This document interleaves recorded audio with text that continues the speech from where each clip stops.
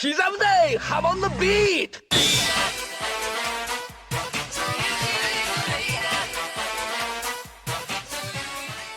One of the questions that's been floating around the JoJo fandom when it comes to Part 6 is the gender of Anasui. When Anasui first appeared in Stone Ocean's 24th chapter, his design appeared female.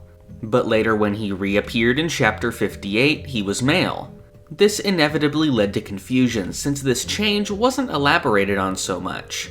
Araki is known for making some drastic design changes to characters over time, so this isn't completely out of nowhere. People have also posed their own explanations for how this may have happened over the years, including myself. But something that has spread throughout the community is the idea that this was some kind of executive decision and Araki was forced by his editors to make the change. However, thanks to some interviews we've received in recent years, we've learned this is probably not the case. So in this video, I'll be trying to break down everything there is to know about Anasui's gender swap and what Araki's intentions here were meant to be. First, let's stick to just the manga itself and try to find out what happened. Like I said earlier, they don't really elaborate on this change in any specific way. However, there is actually one line of dialogue that acknowledges this. It's a panel from shortly after Anasui's return where FF questions if he is a man. What's interesting here is that FF isn't basing this off of a previous meeting between her and Anasui, since this is the first time that they've seen each other. Simply based on his appearance alone, FF isn't sure what gender he is. This is pretty important, so I'll get back to it later. The actual change itself is something that people have attempted to rationalize before. I did this myself in my Debunking Araki Forgot Part 6 video. There I mentioned that Anasui is capable of drastically changing the appearance of his body and the bodies of others by using his stand diver down. I mentioned that he may have done this to blend into the female wing of the prison in order to have seen Jolene. Of course, this explanation is an extrapolation, since we don't really know this for sure. While that may work for a narrative explanation of the change, what I'm much more interested in here is the meta reason. What is the rationale in Araki's mind for changing the design? One of the most commonly stated reasons by people online is that the editors at Shonen Jump told him to make the change. Since Anasui is a character that is in love with Jolene, people think that Jump intervened here to prevent a lesbian relationship from being featured. People seem to be so dead set on this explanation that they treat it as a well-known fact. But in reality, there's nothing to support this idea whatsoever. This definitely fits in with the drastic amount of JoJo misinformation out there, which I recently made a video covering. Once enough people say something, people start to treat it as real. If you've ever encountered people on Twitter arguing over this, you might have even been pointed to a blog post as proof that this change was made. But really, if you scroll through this post, you'll find that the only sources are an old Medi video on the subject, a Change.org petition for some reason, a Reddit post, and the Fandom Wiki article. So nothing about this blog post actually supports the idea of Jump censorship in the first place.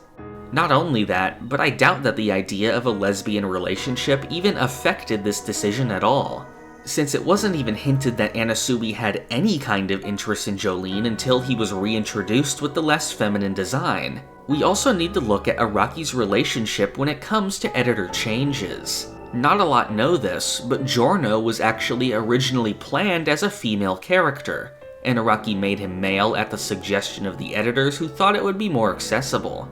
Later, the same suggestion was made regarding Jolene, but he remained firm that Jolene being a woman was necessary, and she remained that way. Also, Araki hasn't completely shied away from homosexual relationships in his manga.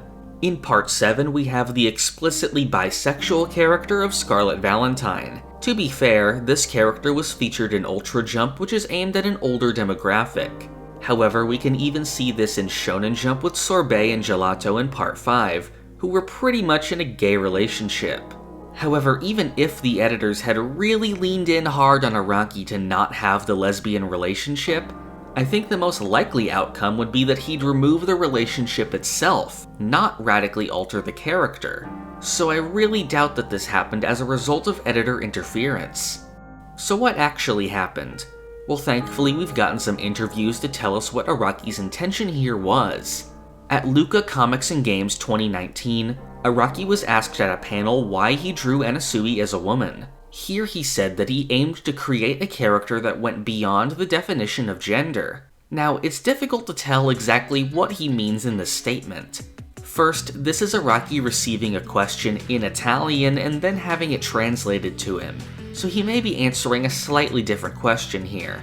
One possibility is that he's just talking about the redesigned Anasui here, which I think is likely. When he first reappears, he has an extremely androgynous look. Later in the manga, this did eventually get toned down and he appears somewhat more masculine. The initial design change may also be the same process. In fact, Araki may have even deemed the first design too feminine for what he was aiming for, and we ended up with the more androgynous redesign. Our most recent source when it comes to Anasui's gender, however, is actually an interview with Masanori Shino. He is the chief animation director and a character designer for the Stone Ocean anime adaptation. For Anasui, he mentions that he's a fan of the original design, and that apparently Araki himself said that he'd be fine with Anasui being portrayed as a man or a woman in the anime. So it appears that David Production actually approached Araki with the issue of what to do with Anasui's gender.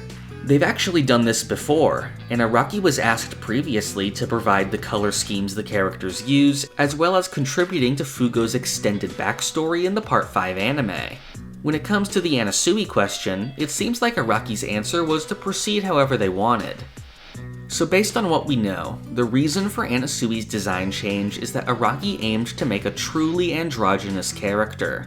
We don't have any information that supports the idea of editor interference in the change, nor even that Araki's original vision here was altered.